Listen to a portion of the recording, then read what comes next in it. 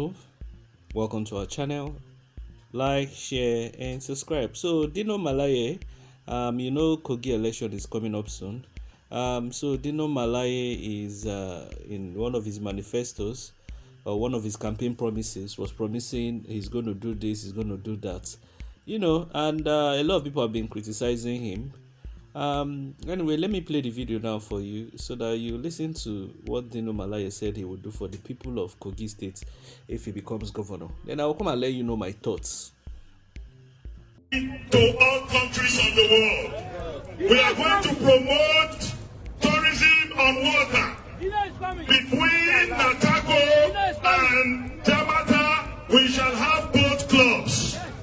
We will invite partners from the whole world to provide infrastructure on PPP, on build, operate and transfer. We'll build 3-star hotel in water, we'll build 5-star hotel, and this will attract, investors from all over the world. We are going to have the best cruise in the world. Today, if you go to Miami, there is 4 hours, 15 minutes cruise by the beach. From Lokoja to Onitsha. It is 8 hours cruise.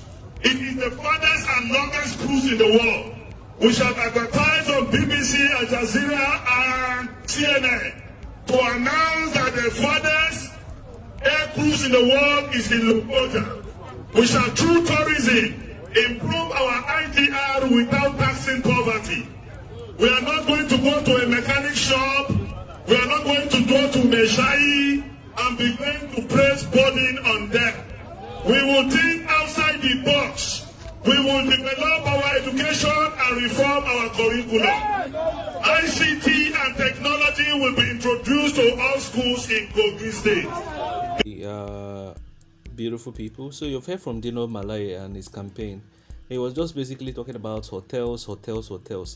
I don't know whether maybe I didn't hear him well. I heard something about schools, building schools by the river side. You understand? And he was equating using the shorelines to do what Miami did. That's Miami is in America, building of hotel and infrastructure. But anyway, let me even talk on this matter. Everything from what I'm seeing, Dino Melaye was mentioned of hotel, boat clubs. Those are elitist stuff.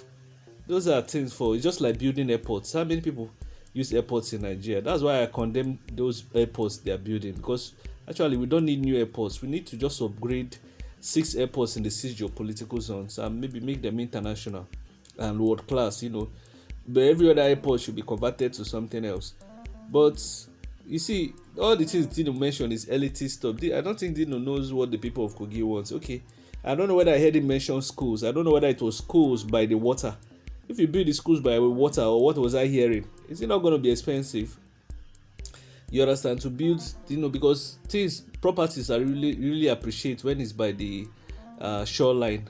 Maybe in Nigeria, because of flooding, it might not be as what as it, but in other countries, as you go towards the beach or the water, your property value increases. So if you build schools, they won't be expensive. Anyway, the boat club and everything, for me, it doesn't make sense. I think that in Nigeria, we should all be forced to study economics, whether you're using it or not. Study economics from primary to secondary to university. People must learn economics, because without economics, you cannot understand how a nation moves. You understand? In economics, there's what they call scale of preference. What do Kogi people want? I've always mentioned some of the basics people want in life. Now, instead of building these things, I'm sure Kogi doesn't have 24 hours electricity. Why not attract PPP, public-private partnership, to fix the electricity situation, since the federal government has allowed investors to be able to generate electricity, or use the PPP and power and industrial area, try and bring investors and tell them, come, we have electricity here, come to Kogi, it's going to benefit you. You understand? And apart from that, why not also, instead of thinking about boat clubs and hotels, why not talk about building of primary and secondary schools and healthcare centers in all local government? I'm talking of very massive primary and secondary schools, world class. I always put emphasis on world class. I'm talking of the lawns, it must be roof tiles. It must not be this your rubbish zinc we always use in buildings. The furniture and the wood must be exquisite, so that when the students come to the class, they will feel like reading. Put prize money. You know, they will have a library, all their textbooks and this thing will be there.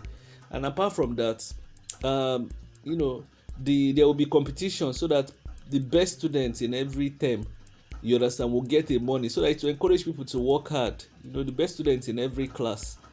Now, apart from that, I think Dino Melaye should talk about, you know, building of sports centers in all the local governments in Kogi, encouraging people to do basketball, football, rugby. You know, these three sports especially, it doesn't cost much, you know, just to keep people busy and active. Then put prize money every quarter. They will have mini leagues there, junior category, senior category, you know, things like that. Then you know, fourthly, what of agro mechanization? Encourage people that come, if you know you can do large scale farming. The state government will provide tractors. All you just need to do is fuel it. That's the only thing. The state government will be in charge of the repairing of the tractors. Bring in these powerful American tractors. It might cost more, but it lasts longer. So these are just some of the things you can do. You know, these four things are the foundation of every place. Then the roads. I'm sure the roads in Kogi are bad. Don't be talking about this elite. These are elitist things. These are for rich people. You understand? These things Dino Melaye is mentioned is going to do. These are for the cream of society. Do the basic things so that people will see food, so that the abundance of food, if possible, build storage facilities. I watched a documentary of one YouTuber, David Onkwa, and he was talking about, he went to the Jos thing. The tomato place, they didn't have a refrigeration this thing. Those are the things people need to solve. And this template is what all the governors in Nigeria can do. But when you talk, to look as if all these things I mentioned is possible, requires willpower. Now, Dino Melaye is talking about these things. He doesn't even know whether the former governor packed everything. Look at Niger governor complaining about the former governor packing. I think Niger or Zamfara, that his former governor packed. Zamfara, yes, packed all the money there. You understand? So there will be no money to work with. So those are some of the things, you know. Nigeria just needs a revolution, actually. Anyway, what do you make of Dino Malaye's campaign manifesto? Do you think it makes sense to you? Or what do you think about what I've mentioned that he should have done, instead he would have done instead? Let me know your thoughts in the comment section.